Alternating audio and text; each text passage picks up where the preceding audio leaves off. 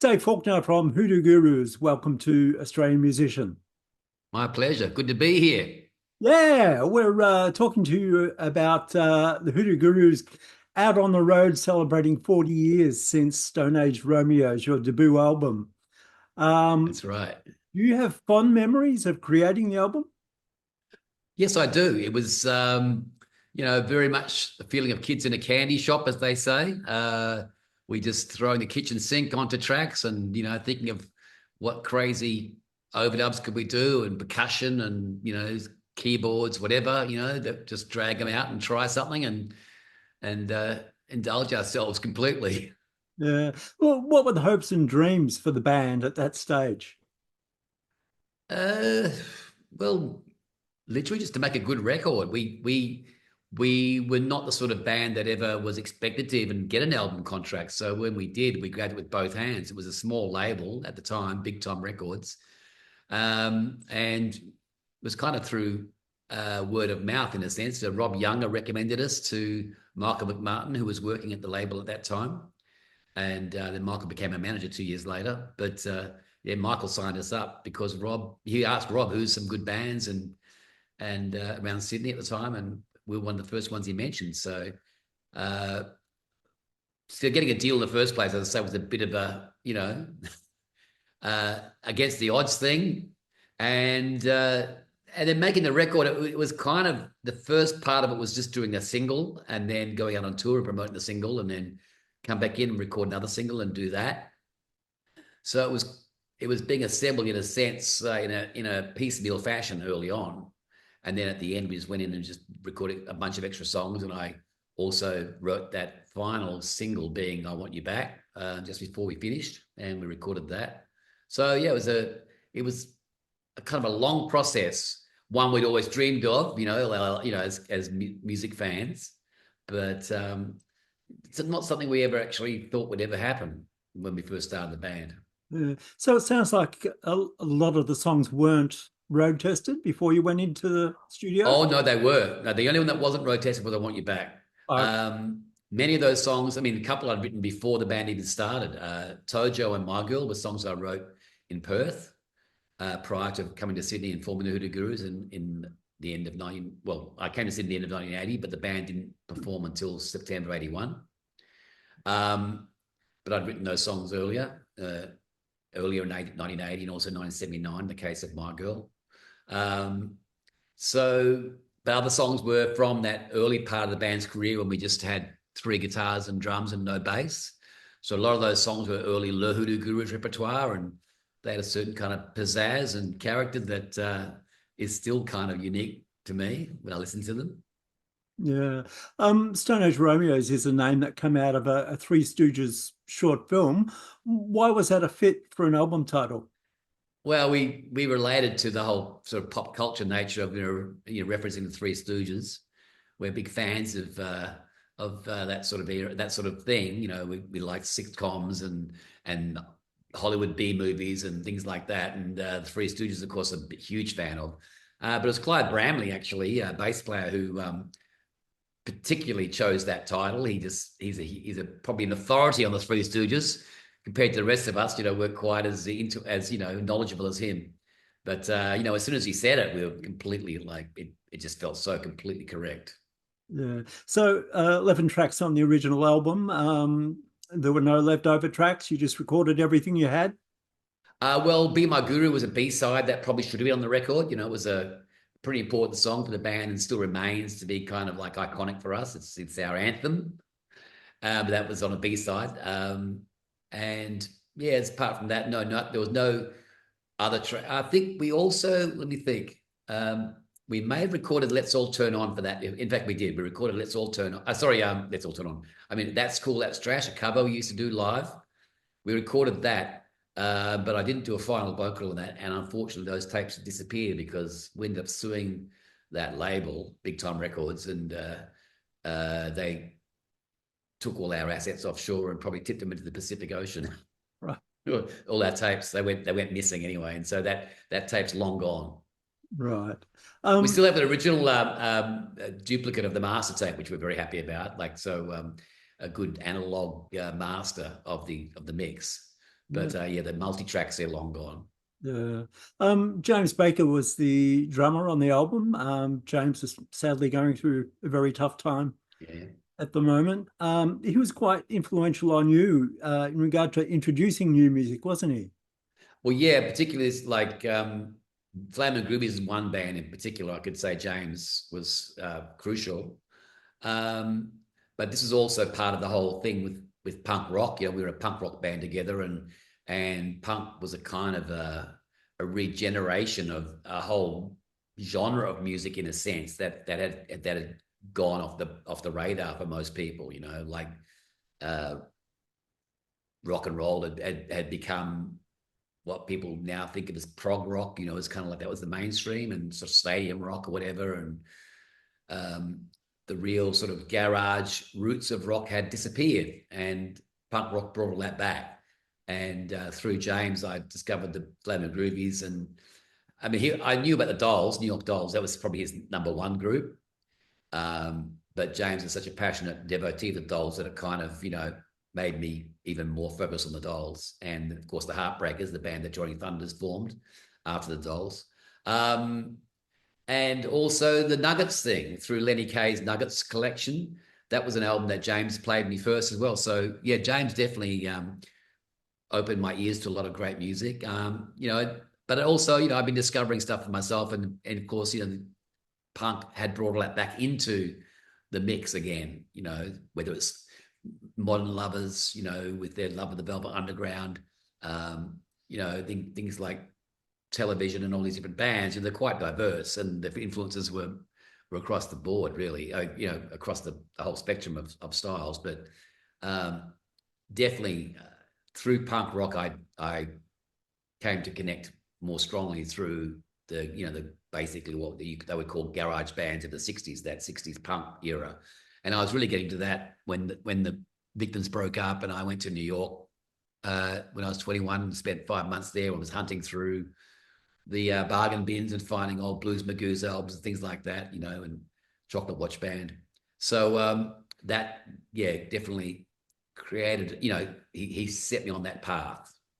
Yeah. Did the Gurus play CBGBs or Max's Kansas We City? did our first tour of America in '84 after Stoneage Romeos. We got to play CBGBs. Didn't play Max's. Um, I guess Max's was still open. I went to Max's a few times myself, as I say, when I was there in '79. But yeah, we played CBGB's that one time. And it was great. We met the Fleshtones there, in fact. I'd seen the Fleshtones in '79, and it was kind of influential on me as well, because they had this great like mixture of soul and rock and roll and garage, obviously, 60s punk, that was so eclectic, but it seemed so seamless to me. It didn't feel forced. And that was after in a sense, almost a monoculture that was punk rock, for that year or so. It was nice to kind of like start to open my ears again to other diverse things. And the Fleshtones were like a signpost along the way as to that being a great path forward too, for me personally, just to embrace the mixture rather than trying to be pure anything. Yeah. If I could offer you a ticket to a time machine that could go back to a significant Hoodoo Gurus related moment, where would you go? Oh dear. It's a difficult question. I mean, I lived it, so I don't want to, have to relive that moment. I enjoyed it the first time or not, depending what was happening. Obviously, the only thing you would do is you try and remake, take back some of the mistakes you made. That's certainly something you'd like to do. I wouldn't want to change a lot of things that happened as well, because the net result was correct, or has been positive. But maybe the way we got there could have been smoother in a couple of places. Certainly, yeah. I mean, it's not about regrets, because that's silly. But you wouldn't be human if you didn't think, gee, I'd like to have had this go better, and if I could have helped it along to a more positive path at that time when it went the wrong way. You do whatever you could. Yeah. In 2005, there was the Stoneage Romeos tribute album with a lot of great Australian artists from the day. Did you have some fave performances from that album? To be honest, the one that most struck me was Living End doing Leilani. It felt very similar to our version, but it was kind of them as well. It was kind of had a slightly more rockabilly edge, and they sped it up. It's probably the way we play it on stage anyway, without realizing. But it to me was kind of, it just seemed to match perfectly, and they didn't have to change it. They just, I mean, I didn't mind when people did change it. That was good, but they remained true to themselves, but also the song sounded just like as if we were the living end playing it. It was kind of, yeah, strange. I just really enjoyed that one. But it was all fantastic. I mean, I was flattered that anyone did any of them, and we're very, very much humbled by the whole notion of it. It was really fun because as a songwriter, you always hope that people will cover your songs, and it's hardly ever happened in my case. I've been lucky with a couple. I mean, the Groovies did Bittersweet, but it wasn't one of the, like Cyril Jordan didn't sing it. It was a guy who was in the band at the time, the bass player. So that was slightly disappointing. But I was very happy when Jerry Rosley from the the Sonics recorded "Be a Woman" by the Persian Rugs. So that was probably the most important cover version of any of my songs. But apart from that, there's only been, I think, one or two others, and as a songwriter, it's great to hear what other people do with your music. Yeah. 40 years on, you're playing the Stone Age Romeos in full on this Australian leg of the tour. Do you do it in track order, or do you mix it up? No, totally track order. There's no interference. We're not trying to, it's literally the way that people heard it and know it. The funny thing was we just did the same thing in America, and the American album was different to the Australian one. The record company there did tamper with it and changed the track order and gave it a new cover, which was hideous. Far more genteel in their minds, but of course much more grotesque in reality. Through being so inoffensive, it became more offensive.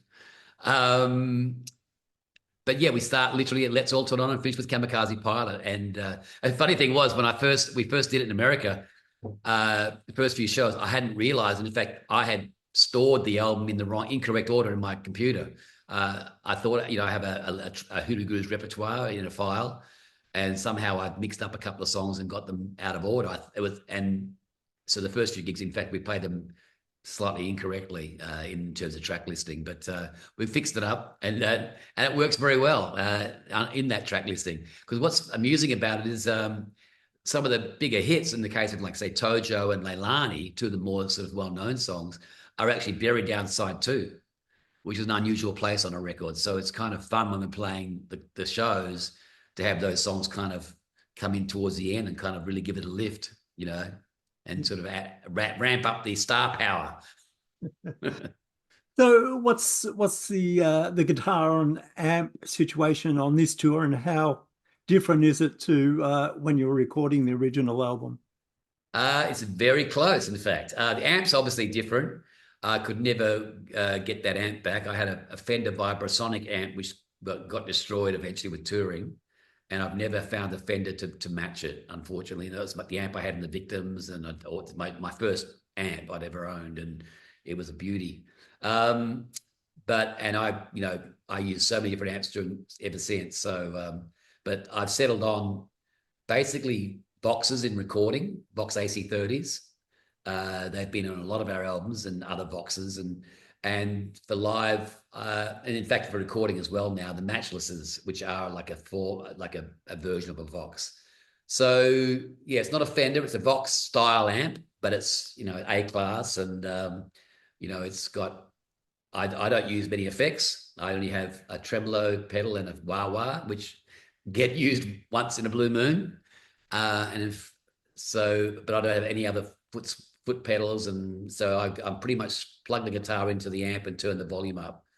But I run it with a clean channel and a distorted channel for rhythm, and with another amp dedicated just for the volume boost, which I can switch in just on a lead solo or when I want to pick out certain lines. Yeah. As far as guitars go, I'm literally playing the same sort of guitar I played on Stoneage Romeos, which is a Les Paul Jr., 1957. This one's a TV special. The one I had back in the day was stolen, unfortunately, our first US tour, but it's the same model. It wasn't a TV special, but it was a Les Paul Jr., it was a Sunburst. And Brad's playing literally the guitar he played on Stoneage Romeos. He's playing a Gretsch. Now, I should tell you that I should know the name of it, but I don't, the model. But it's the same guitar. Amp-wise, Brad, what's he using? He uses Fenders. He uses his Fender Tone Masters. So yeah, we're kind of close to as close as we can get to those actual guitars and that sound. Yeah. A friend of mine saw you in LA a couple of weeks ago, and you were telling the audience there was a fair chance you may never tour the US again. And who knows if we're going to be back in this country ever again? We just don't know. We haven't got the idea at this moment. We're not planning on doing a similar tour to this again because we're, jumping in buses and running around the country for younger people, I think. In fact, it's something that you say regularly wherever you are. Not true. Not true. I don't say that very often at all. Actually, I've only said it on that US tour. Really? I mean, no, because we don't intend hanging up our spurs, so to speak. But we don't think we'll do a tour like that. We've toured the US like doing just like New York, Boston, Los Angeles, like maybe a handful of shows. But doing a tour like we just did, we've done 2 in the last 18 months. So first one was, and before that, we hadn't toured like that since the early 90s. So, we just want to go back and in a sense, shake hands with everybody and say, kind of honor that bond we had as that these people stayed true to the band or still enjoy the band and want to see us live. And so we tried to go as far and wide as we could, still having to miss out huge swathes of the country, unfortunately. But I don't know if we want to do that again. We're not trying to create a new market or expand our audience or anything like that. So it was really just to kind of, as I say, honor that connection we had with our US audiences. Yeah. And I'm not sure we'll ever get offered some sort of, like prestigious festival or something and with enough money to make it worthwhile to go back just for a handful of shows, because that's the way I'd imagine us going back there again if we did it again. Right. So we're just going to say, well, we may not be back again. We don't know, but we don't think that we want to jump into a bus and do 21 shows in 26 days again. Not as that was, it was enjoyable. It wasn't like we didn't enjoy it, but we've done that twice now, and it was. I think we've paid our debt to society in a sense. Go for a bit more cushy next time. Yeah.